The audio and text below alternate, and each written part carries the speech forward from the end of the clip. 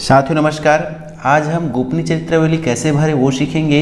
यहाँ पर देख रहेंगे 31 मार्च 2019 को समाप्त होने वाली अवधि के लिए भरा गया है, मतलब सत्र है हमारा 2018-19। जी हाँ, आप मिडिल स्कूल के टीचर हैं तो आपको 3 वर्ष का भरना पड़ेगा, 2018-19, 19-20 और 20-21 का। अगर आप प्राइमरी स्कूल से बिलोंग करते हैं तो आपको 5 वर्षों का गोपनीय चरित्रावली भरना पड़ेगा। चलिए स्टार्ट करते हैं। तो यहाँ पर आप लिखेंगे अधिकारी का पूरा नाम हिंदी में। जी हाँ, इस तरह से डिगेश्वर प्रसाद साहू जैसे लिखा गया है यहाँ पर। इस तरह से कैपिटल लेटर में भी लिखना है। फिर अधिकारी के पिता का नाम भी लिखना है, जन्म तिथि भी लिखेंगे। यहाँ पर है अंकों में और शब्दों में दोनों आपको लिखेंगे, जो बहुत ही आसान है।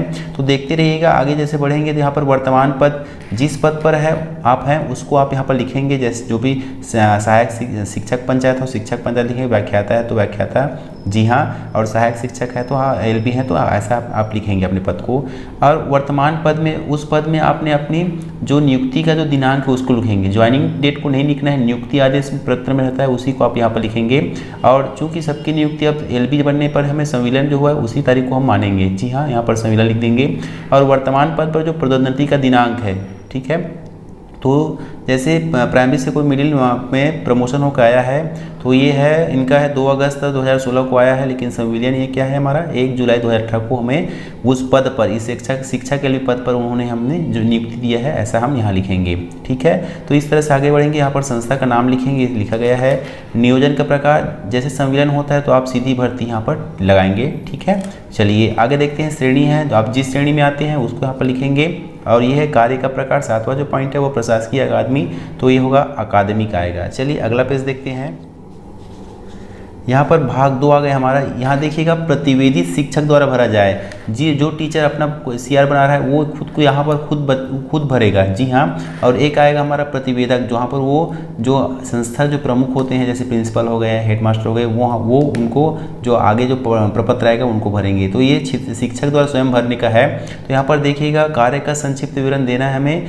कृपया आपके लिए निर्धारित गुणात्मक भौतिक लक्ष्यों के विरुद्ध उपलब्धि का उल्लेख करना है। जी हाँ, तो पहला है विद्यार्थियों का नामांकन, अनामांकित विद्यार्थियों की संख्या। यहाँ पर आदर्श लक्ष्य दिया गया है, देखिएगा ये आपको निर्धारित करना है, अपना लक्ष्य तय करना है, आप कर लेंगे इस तरह से। और उसमें कितने % आपने उपलब्धि पाया है आप ऐसा लिखेंगे। जी हाँ, तो इस तरह से यहाँ पर हमने विद्यार्थियों का नामांकन क्या गया है, अनामांकित विद्यार्थियों की संख्या 0, मतलब सभी का नामांकन कंप्लीट करना हमारा लक्ष्य था, हमने अचीव किया 100%। जी हाँ, दूसरा देखते हैं, महत्वपूर्ण है ये, विद्यार्थियों की उपस्थिति यहाँ पर बताना है।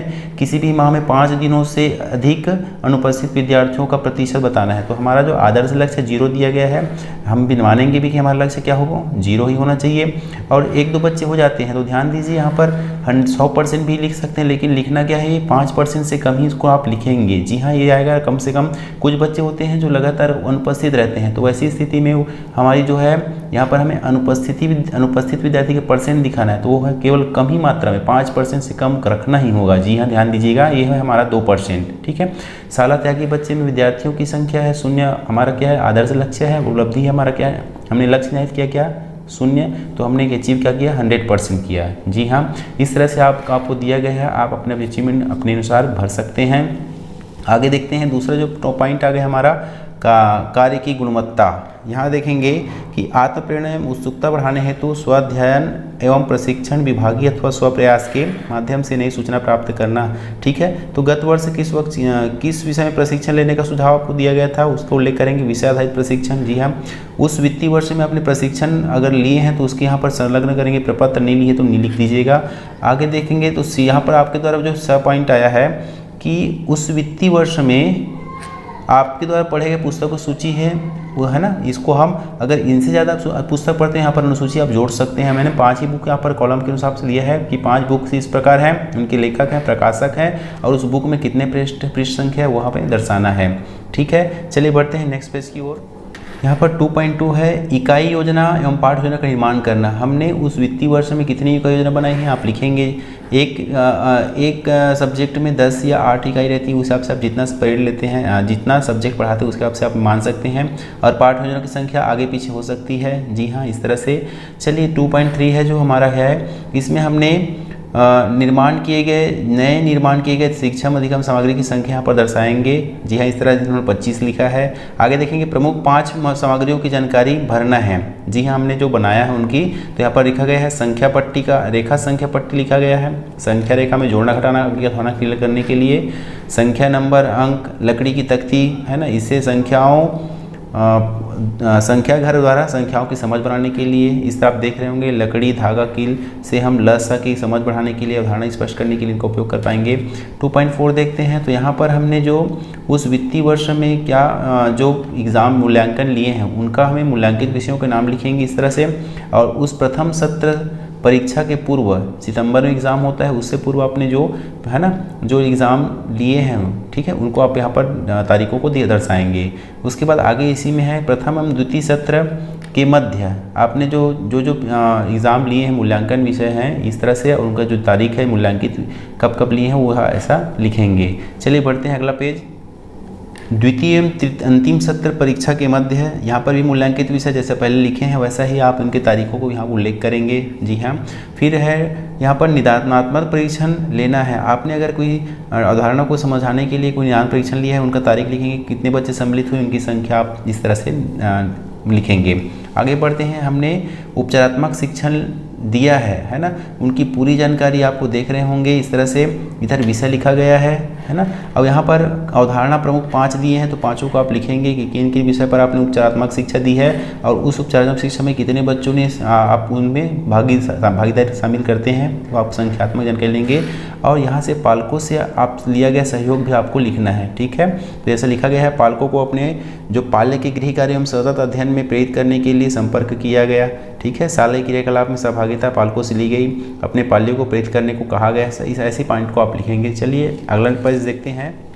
यहाँ पर है विद्यार्थियों की उपस्थिति बढ़ाने हेतु पालकों एवं समुदाय से संपर्क कार्यक्रम करना है। कितने पालक जो है अनुपस्थित रहे हैं, तो आप बच्चों के नाम लिख लीजिएगा आप रजिस्टर से देख के, कब कब उन्होंने पालक संपर्क किया है और उनके जो परिणाम क्या निकले। तो यहाँ पर परिणाम लिखेंगे कि विद्यार्थी की शाला में अध्ययनपन में उनकी निरंतरता बढ़ी, उनकी पढ़ाई अवसर से उत्कृष्ट होने लगी। जी हाँ, आगे जैसे बढ़ते हैं तो हमने पाठ्य सहगामी सांस्कृतिक एवं शारीरिक प्रशिक्षण गतिविधियाँ करना है। उसमें हमने कब कब गतिविधि दिनांक की है, तो इस तरह से 13 अगस्त ये सब तारीख लिखा है। इसमें हमारी सहभागिता कैसी थी, तो पूर्ण थी, है ना, पूर्ण सहभागिता रही, ऐसा आप लिखेंगे।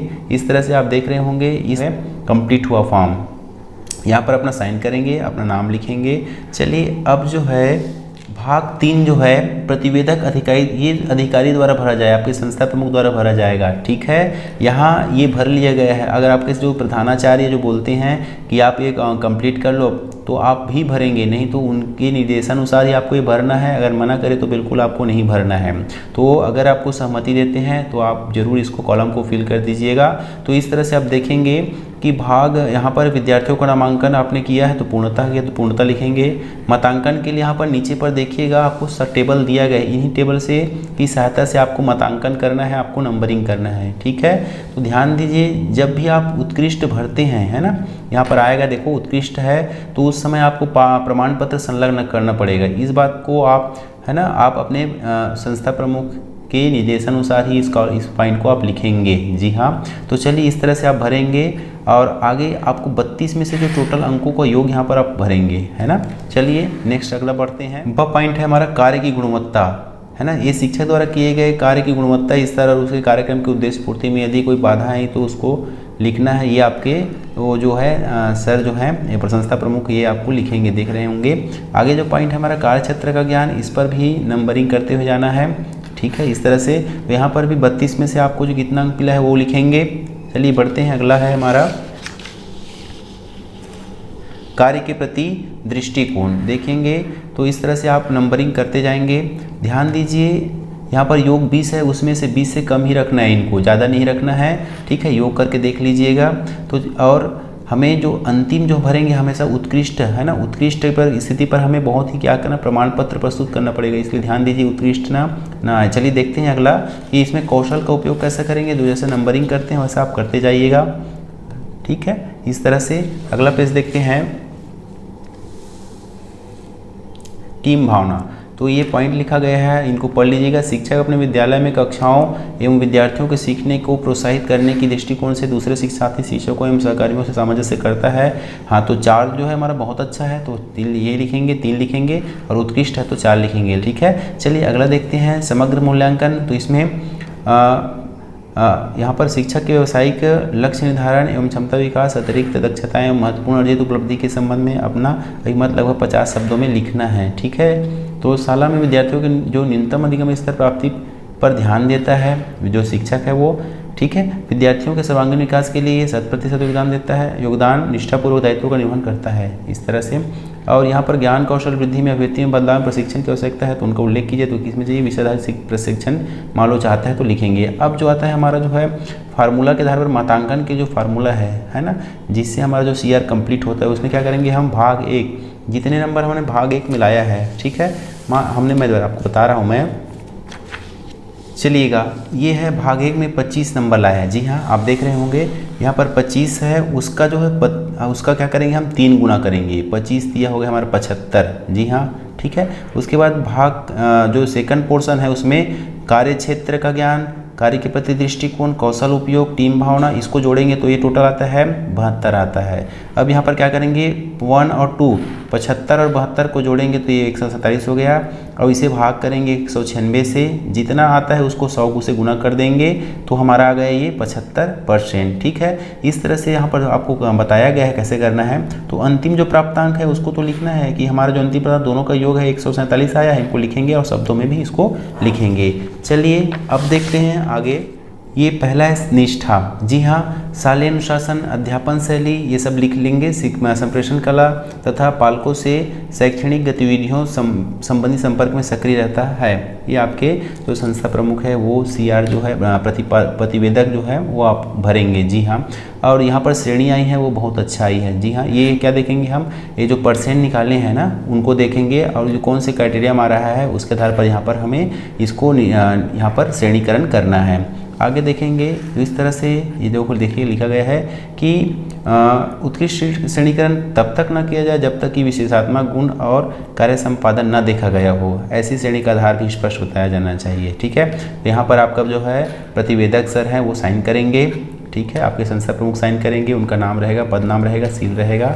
चलिए अब आगे बढ़ते हैं। जो भाग नंबर 5 है, जी हाँ, भाग नंबर 5 और 6 को आप खाली छोड़ दीजिएगा। ठीक है, यहाँ पर जो आपके समीक्षक अधिकारी हैं वो यहाँ पर साइन है ना, नाम पद नाम लिखेंगे, दिन दिनांक लिखेंगे। स्वीकृतिकर्ता अधिकारी के लिए भी आप छोड़ देंगे ब्लैंक इस तरह से। अब ये देखिएगा इसमें विभाग का नाम शिक्षा विभाग लिखा गया है ना, नाम लिखना है, पता लिखना है, पिताजी का नाम लिखना है, जन्मतिथि, धारित पद का नाम लिखना है, वर्तमान पद पर नियुक्ति दिनांक जो संविलियन डेटा है ना उसको आप लिखेंगे। जी हाँ, और विभाग में प्रथम नियुक्ति आप कब से इस शिक्षा के विभाग में हैं वो लिखेंगे, 16/11 जो शुरुआत से रहेगा वो लिखेंगे। ठीक है, पूर्व संस्था का नाम जैसे है वहाँ से लिख लेंगे, स्थायी अस्थायी जो भी है आपका लिखेंगे। यहाँ पर ये सब भरेंगे है ना, आपके जो है प्रिंसिपल सर जी हैं या जो भी संस्था प्रमुख हैं जो भी हैं वो आप भरेंगे, लेकिन अगर भरने को बोले तो ये सब कॉलम को आप पूरा कर सकते हैं। जी हाँ, अगर छोड़ दें तो सर आपसे बोले तो आप ऐसे वो फिल कर सकते हैं। जी हाँ, यहाँ पर है पदोन्नति दक्षता और पार करने की उपयुक्तता, तो हाँ पदोन्नति के लिए उपयुक्त है, जो भी लिखे वो है। समान टिप्पणी लिखेंगे, यहाँ पर अपना पता लिखेंगे, और यहाँ पर वर्गीकरण विशेष महत्व रखता है, ये आपके जो प्रतिवेदक सर हैं वही करेंगे। जी हाँ, यहाँ पर उनका साइन रहेगा। ठीक है, पद मुद्रा रहेगी। इस तरह से ये कंप्लीट हुआ। अब पढ़ते हैं अचल संपत्ति, कैसे भरे अचल संपत्ति का विवरण, तो देखिएगा। चलिए, ये है अचल संपत्ति विवरण फॉर्म है, इस पर सामान्य जानकारी दी गई है। अगला वेतन वृद्धि कब है, तो 2018-19 है, तो जुलाई 19 में हो जाना अगला वेतन वृद्धि। उस समय का वेतनमान इतना रहा होगा, आप उस है ना। तो यहाँ पर आपकी जो संपत्ति अचल संपत्ति उनके पूरी जो है जिला, संभाग है ना, तहसील, ग्राम, ये सब आपको लिखना है। यहाँ पर गृह भवन है तो उसको लिखेंगे, नहीं है तो ठीक है, भूमि है तो उसको लिखेंगे। ठीक है, उसकी कुल कीमत कितनी है। यहाँ पर यदि स्वयं के नाम पर नहीं है तो बताइए कि वह किसके नाम पर धारित है, ये लिखना पड़ेगा। ठीक है, चलिए आगे देखेंगे, उसका संबंध लिखेंगे। यहाँ पर उसने किस प्रकार अर्जित किया है, पट्टा से, विरासत से या किसी अन्य तरीके से, उसको लिखेंगे यहाँ पर। ठीक है, फिर संपत्ति से हमें कितनी वार्षिक आय होती है, अगर होती है तो लिखेंगे, नहीं तो डेस कर देंगे, फिर अभियुक्ति छोड़ देंगे। इस तरह से यहाँ पर अंतिम में अपना नाम पद और विभाग और यहाँ पर साइन करेंगे। इस तरह से आपका सीआर बहुत आसानी से पूर्ण हो जाएगा। उम्मीद है ये वीडियो आपको मॉडल रूप प्रस्तुत कर रहा है, आप इससे बेहतर बना सकते हैं। चलिए फ्रेंड्स, उम्मीद है वीडियो पसंद आए तो लाइक कमेंट जरूर कीजिएगा, कैसा लगा जरूर बताइएगा। मिलते हैं बेहतरीन वीडियो के साथ, तब तक के लिए जय हिंद जय भारत।